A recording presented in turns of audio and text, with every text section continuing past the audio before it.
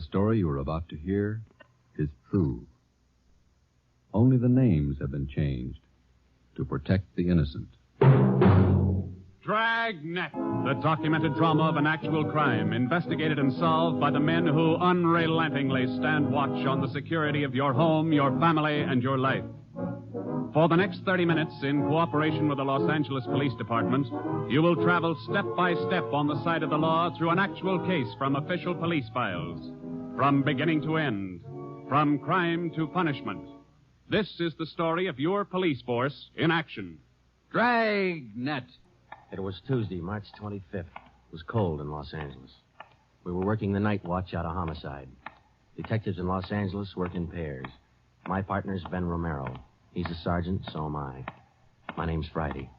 The boss is Ed Backstrand, chief of detectives. I was on the way back from the record bureau, and it was 13 minutes past 11 when I got to room 42. Homicide. That's a hot shot. Somebody grab it. I got it, Ed. At 1245 East O'Haney Street, 1, 2, 4, 5. 2 officers shot.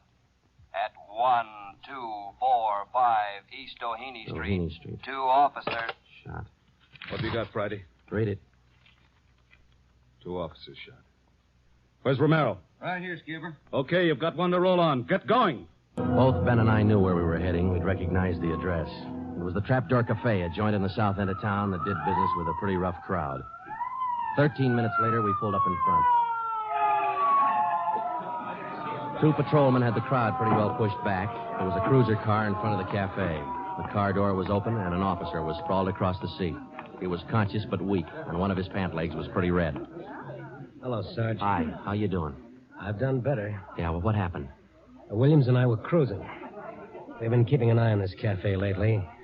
Tonight we decided to take a look.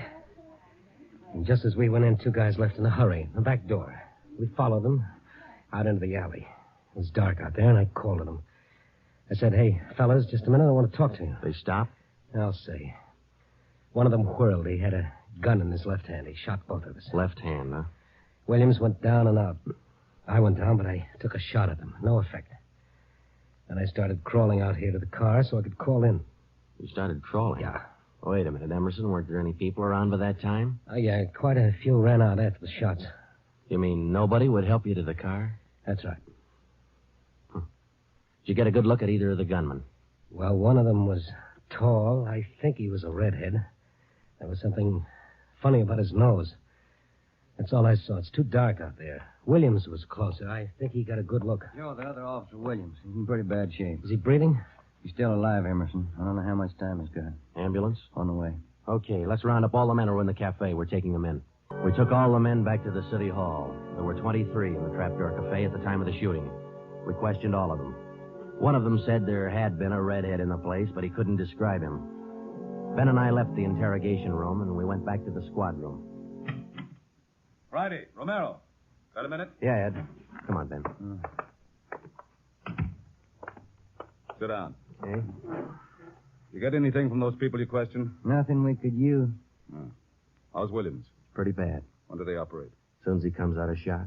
Probably in the morning. You boys will be there. Yeah, we will. When the surgeon digs that slug out, get it and mark it for evidence. Yeah.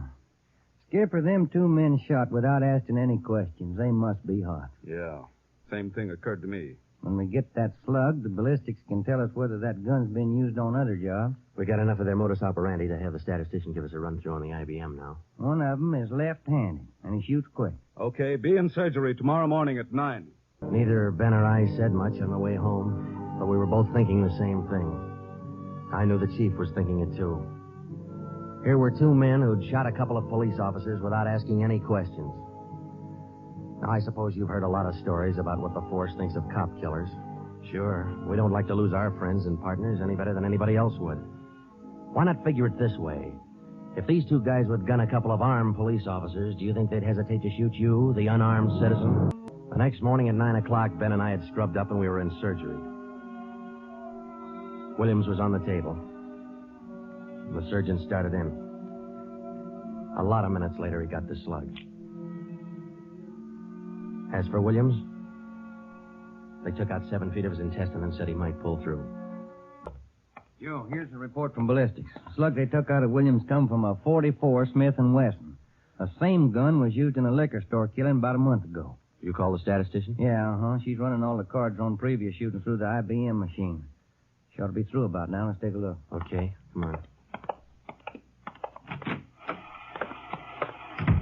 Hi, Helen. Just a second. Okay.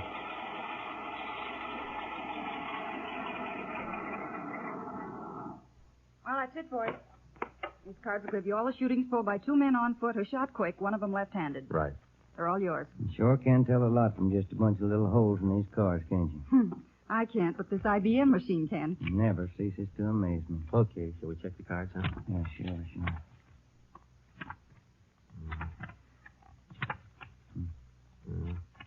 Wait a minute, Ben. Here we are. Huh? Yeah. Here's that liquor store killing ballistics tied the Smith & Wesson in on. Same gun that Emerson Williams was shot with? Well, it checks out. The liquor store was in the same neighborhood as the Trapdoor Cafe. Same gun, huh? Got to be. How long ago? A month ago, yeah. Ben, take the DR number off this card and let's pull the crime report on that job. We pulled the crime report out of the files. It said that there was only one witness to that liquor store killing a month ago. That witness was a woman. Miss Forbes, I'm sorry to disturb you like this, but we'd like to ask some questions about that liquor store killing you witness a little over a month ago. Well, I told the police everything I knew about it then. Yeah, we know, but maybe you wouldn't mind telling us again, huh? Oh. No, I guess not. I've been trying to forget it, to tell the truth. It was pretty terrible, and I really didn't see so very much because I was awful scared. I understand. But try to describe again just what happened, will you? Well, it was about 10 o'clock at night. I was walking down the street toward home when I realized I was all out of cigarettes. Well, I was right in front of the liquor store then, so I went in. The clerk was behind the counter, and there were two men standing there arguing. What's the idea of changing your mind? I thought we was going to get bourbon. No, let's get the wine. I want bourbon. Costs too much. Wine's good enough. The rest of them want bourbon, too. We better talk to them. Well, okay. We'll be back when we make up our mind, mister. Two men walked out of the store, and the clerk smiled at me and shrugged his shoulders. I bought a pack of cigarettes and turned to leave.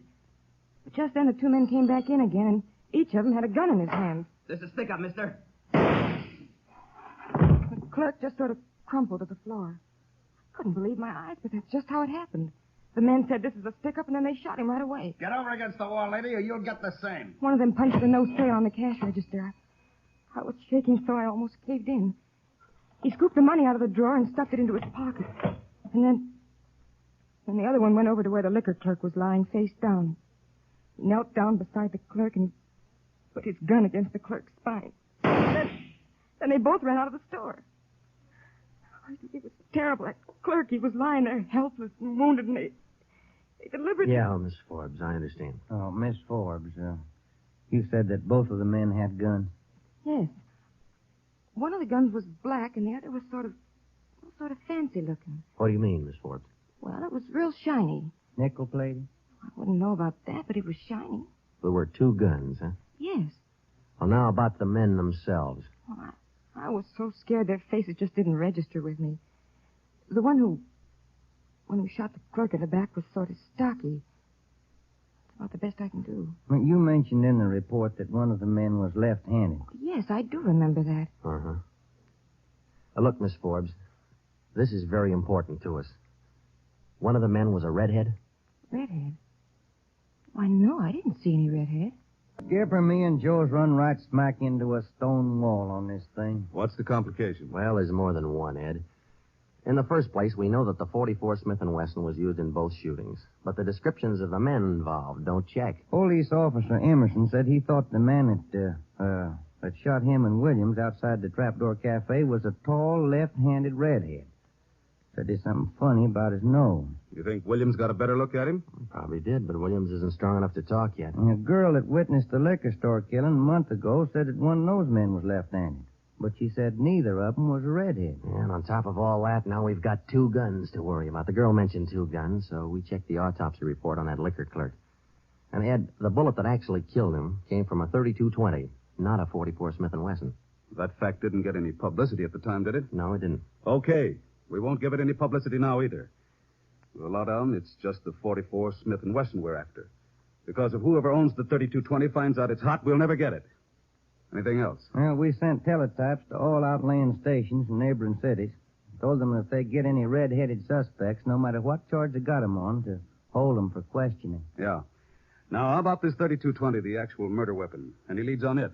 We've got one, Ed. We've been checking the records, and we discovered that 4 hours after the liquor store killing, a taxi driver in the neighborhood was shot and robbed. Slug was pretty well mashed, but there was enough to tell it was from a 3220. So we're going over to question the taxi driver now. Good. Well, I think you boys are on the right trail. So far, what we've got is mostly unrelated facts, but sooner or later, those facts have all got to tie in at some point along the line.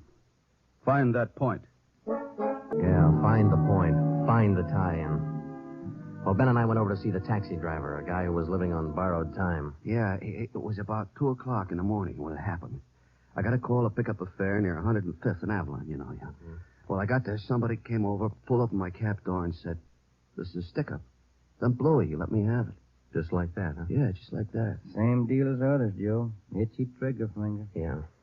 Did you get any kind of a look at the fella? No, it's too dark. Uh-huh. Hey, according to the report, you got shot in the chest. Yeah, that's right. Oh, you're maybe wondering how come I'm still alive, huh? I'll tell you, pal, it's like something you'd see in a bad movie, you know? I'm carrying a few silver dollars with me, 9 of them to be exact. So I decided to stick them in my breast pocket. Well, mister, that just saved my life. The slug hit them silver dollars. It's one for the book, huh? Yeah, you said it. Well, thanks very much. Say, incidentally, we had a little trouble finding you today. You weren't at the stand you operated out of last month. Oh, look, I'm not only not at my usual stand, I'm not driving a hack no more. Oh? Look, after what happened, are you kidding? No, I don't want to push my luck any further than it's been pushed. Yeah, I figure I had it, you know? And about that time, Ben and I were beginning to figure we'd had it. We were getting nowhere fast. We had a few informants nosing around, but so far they hadn't come up with any leads. Well, Ben and I followed up all the teletypes that poured in. We just got back from Santa Ana, where we'd been questioning a red-headed suspect, and we'd flopped in the squad room when Chief Backstrand's door opened. Friday. Romero. Got a minute? Yes, Skip. Any luck with the Santa Ana redheads? No, none at all. I guess you haven't heard the latest. We just now got back in town, Skipper. Early this morning, another cab driver got shot. What? Yeah. Man came up to his taxi, opened the door, said, "This is a stick-up," and shot him. Bullet went through one leg and into the other, but the driver managed to start his cab and drove over to a cafe. He called in from there. Boys recovered the slug? Yeah. It came from the same 44 Smith & Wesson that was used in the other 2 jobs. The cab driver get a look at the gunman? Yeah, briefly. Was it the redhead? No. Oh, the stocky guy. He wasn't redheaded and he wasn't stocky. That's all the driver knows. Well, that's great. Skipper, this is beginning to sound like a Gun of the Month club. You reckon somebody's renting them guns out? Well, they're passing the guns around all right, but I think they're working together. The way they operate indicates that. Yeah, the trigger-happy routine. Killing is apparently more than a business to them. It's a pleasure, too. That's why we've got to get to them fast. Come over here. All right. Come on, Ben. Here. Take a look at this map. Uh-huh. Here's the Trapdoor Cafe, and over here's the liquor store. And down here is where the first cab driver got shot. Mm-hmm. Right here's where the second one got it. All of the shootings have taken place within an area of 10 square blocks. Okay. Tonight we're going to throw a blockade around that whole area. Good. It'll go into effect at 10 p.m. At 9:45 p.m., cars and officers started drifting into the area by 2s and 3s. And at 10, when Backstrand, Ben, and I arrived, the whole area was sewed up tighter than a tick. Now, code 3. Pacific Ambulance Davis? 1. All set? All set. We got a primary line and a secondary line. If anyone tries to make a break, we'll pick him up in the secondary.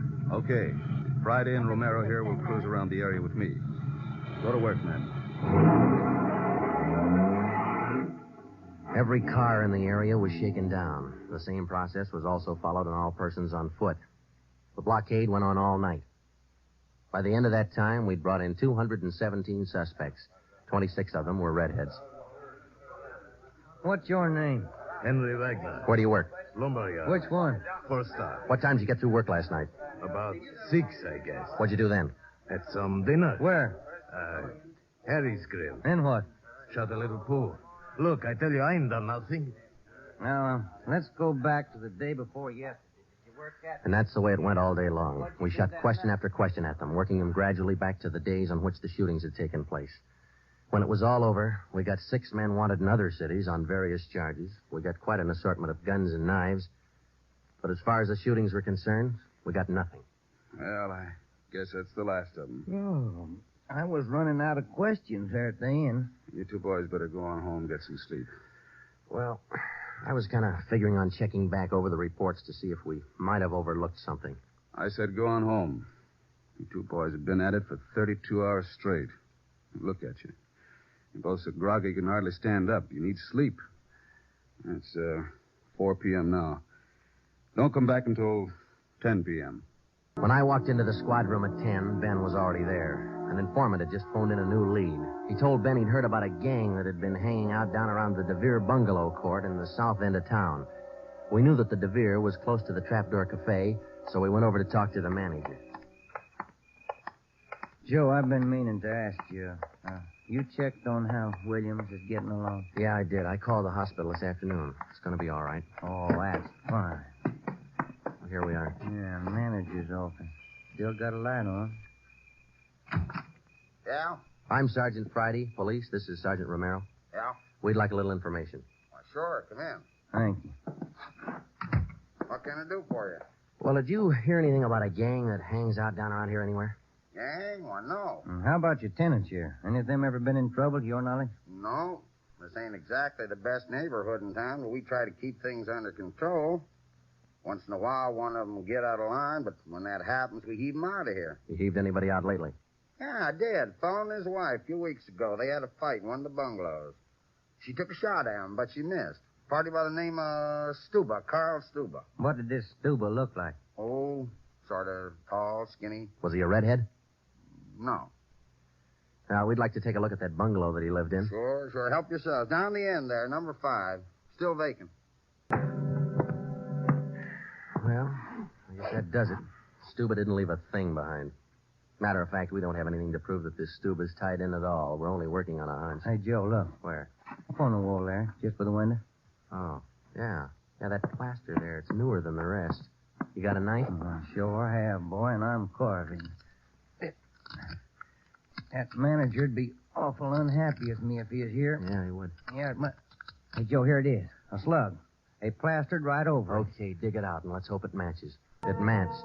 The slug from the wall came from the same .44 Smith & Wesson that had been used in the other shootings. So now we had a name to work on, Carl Stuba. But he'd done a good job of dropping out of sight. Well, the next day, Ben thought he had another lead. I've just been talking to another informant, Joe. He says he heard that there's a fella down in that neighborhood been trying to sell a gun lately. What kind of a gun? Nickel plated with steer horn handles. Nickel plated. Well, maybe that's our .44 Smith & Wesson. Maybe. Did the informant know who this man was? Said the fella's name was Alonzo. Yeah. Alonzo who? Just Alonzo. That's all he knew. So now we had two names, Stuba and Alonzo, but no men to go with them. So we went back to making the rounds of the substations, interviewing red-headed suspects. We took a few of them to Williams, who was home from the hospital by now, but he couldn't identify any of them as the man who shot him. Still, we kept checking. Finally, we got around to the 77th Street station. We questioned the suspects they were holding there, and we just started to leave when one of the officers called us. Hey, Sarge, we're holding somebody else you might want to look at. Redhead? No. What's the charge? Suspicion of burglary. Small job. Oh, I don't know. What do you think, Ben? What's special about him? He lives in the same neighborhood where those shootings took place. All right. Where you got him? Down here. Did he admit anything? No. He's pretty surly. Here we are.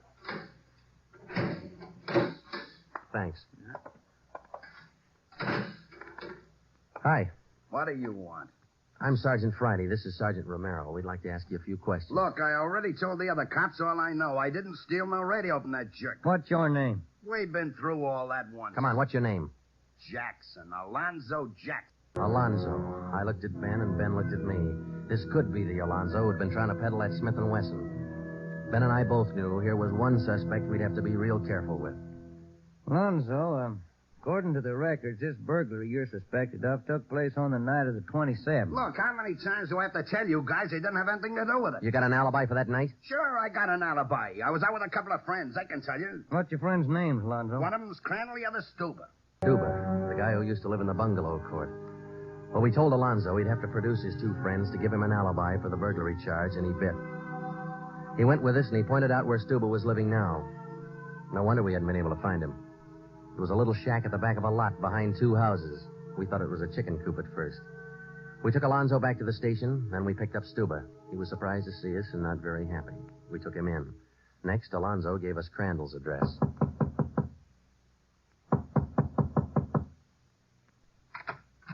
Yeah? Mr. Crandall in? No. Will he be back soon? I don't know. Who are you? Sergeant Friday, Sergeant Romero, police. What do you want with him? Oh, nothing important, lady. We just wanted him as a witness. Oh. Well, I don't know just when he'll be back. Probably an hour or two. Okay, thanks. We went down the street away, and we staked out in the car. We sat there for about 5 hours, and then Ben nudged me in the ribs. Hey, Joe. Huh? Joe, take a look. Coming along the sidewalk. Yeah. And he's got red hair. Come on. Crandall. Huh? Your name Crandall? Who are you? Friday Romero, police. Police. What do you want with me? I haven't done nothing. Well, then you got nothing in the world to worry about. Come on. We questioned Crandall for an hour, but he wouldn't give an inch. Denied everything. Then we put him in a car, and we drove over to Officer Williams' house. I left Ben in the living room with Crandall, while I went in Williams' bedroom. Hello, Sarge. Hi, Williams. How you doing? Yeah, a little better, I think. That's fine. Look, we've got another redhead outside. Bring him in. Okay. All right, Crandall, come on in here. Who's in there? Why'd you bring me over here? Come on in here.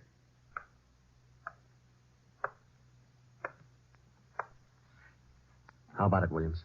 That's the guy. No, that's the guy that shot me. Well, Crandall? No. Yeah. It was an accident. I didn't mean to shoot him. It was an accident. Once Crandall got started, he talked his head off. He also admitted being in on the liquor store killing, but insisted he was only the lookout. We took him back to the station and got his whole story down on a tape recorder. Yeah, he was left-handed. Then we went back to Alonzo, who didn't know we had Crandall's confession. We met the chief in the hall outside the room where they were holding Alonzo. About ready to tie the knot? Oh, hope so, Chief. But Alonzo hasn't given any yet. And we still haven't found those guns. We've got one of them. Which one? Smith & Wesson. Stuba popped about that one 10 minutes ago. Said he left it with his girl.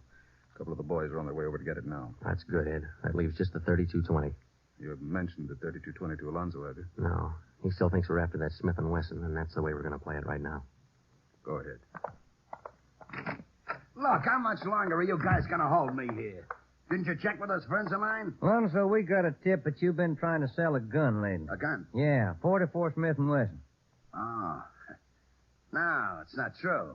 That Smith & Wesson's been used in a couple of robbery jobs this month, and we think it's your gun. That's a lie. Any proof of that? Why, yeah. Sure, I got proof of that. I used to have a gun, but it wasn't a Smith & Wesson. Look, if I tell you where it is, that ought to convince you, shouldn't it? It'll help things. Okay. I sold it to a neighbor of mine. He gave me $7. I'll give you his address. You sure it's not a Smith & Wesson? Sure, I'm sure. It's a 32-20. Yeah, it worked. We went to the neighbor's address, and he admitted having bought the 32-20, but said he'd lent it to a friend who'd never returned it. The friend had hocked the gun to a barber. The barber gave him $15 and a haircut for it.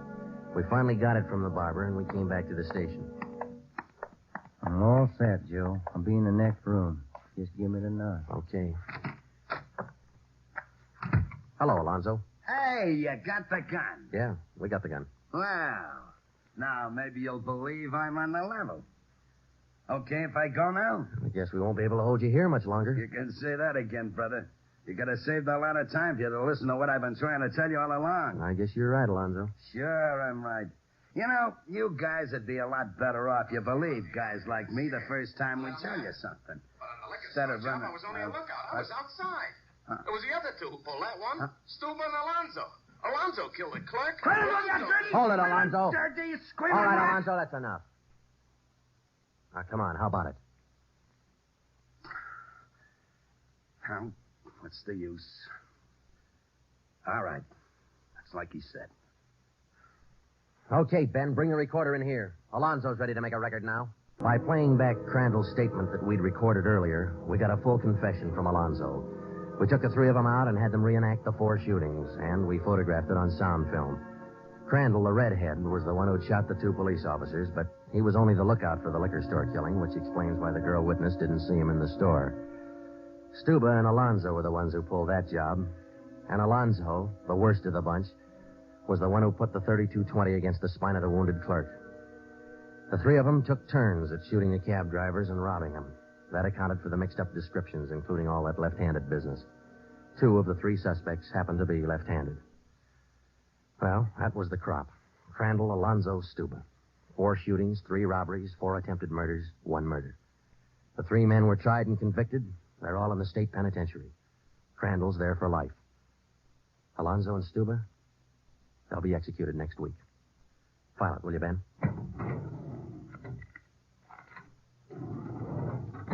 Case closed. Dragnet. The story you have just heard was true. Only the names were changed to protect the innocent. You have just heard the second in a new series of authentic cases from official files. Technical advice for Dragnet comes from the office of C.B. Horrell, Chief of Police, Los Angeles Police Department. Tonight's program is dedicated to Radio Officer Delmer E. Cook of the Los Angeles Police Department, who, on the afternoon of December 6, 1948, gave his life so that yours might be more secure. Dragnet came to you from Los Angeles.